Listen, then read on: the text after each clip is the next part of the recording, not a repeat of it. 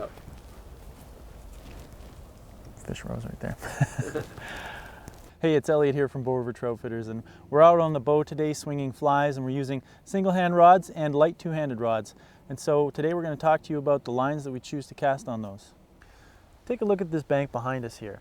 Now, if I was trying to deliver a fly out into that river any kind of reasonable distance utilizing an overhead cast, I'd be straight into the rhubarb right away. That's very frustrating.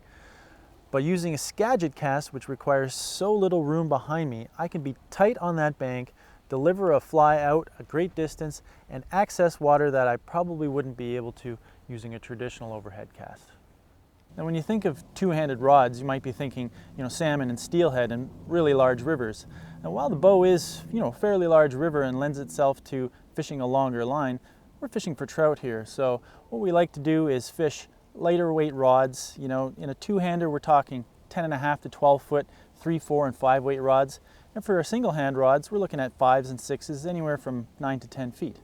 That's a great match for these fish. So we're talking about Skagit fishing today, and going from a salmon and steelhead rod, say 7 to 9 weight rod, 13, 14 feet, I would be fishing a Skagit that was early to mid 20 foot, 23, 25 feet long even. But since we're fishing for mini steelhead here today on the bow, we're using an 11-foot 4 weight, and in order to make that cast work, we're going to have to step down to a Skagit head that's in the 15-foot range. Now that's 10 feet shorter than what I would be fishing on a longer rod. And if I'm going to fish a single hand rod, I'm going to have to go shorter still, possibly 11, 12 feet long. All right, so there's a couple products we carry at the shop that we'd like to talk to you about today. One of them is the OPST Commando head, and this on average is a very short Skagit head. It's perfect for single hand rods, although they do make them up to weights and lengths that would be appropriate even for a 9-weight two-handed rod. Because it's fishing on a single hand rod and because the weight is much lighter, it's going to be much shorter to facilitate an easier cast. This is a 10-foot 5 weight here that we're using, and it's got a 200 grain OPST Commando on it. So while OPST do make Commando heads in longer lengths and for heavier rods, in those cases you would typically have to go to a longer sink tip in order to make that cast. And because they're still very short on average, you do sacrifice a little bit of distance, but you're able to make those casts from very tight quarters. Now, in terms of this 10-foot 5 weight, going down to a 200 grain head like this, it is sized absolutely accordingly for a rod just like this. So in my opinion, where these OPST Commando heads really shine are for people who are fishing traditional single hand rods, but want to get into Skagit casting.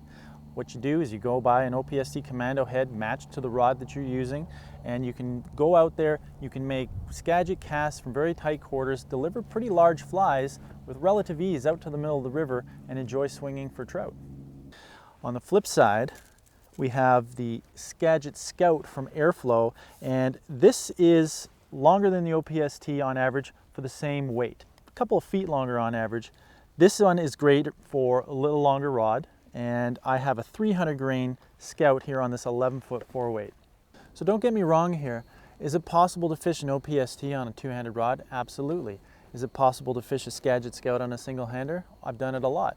Now, what you do have with the OPST is that ability to make smaller movements in tighter quarters and deliver that payload a fair distance.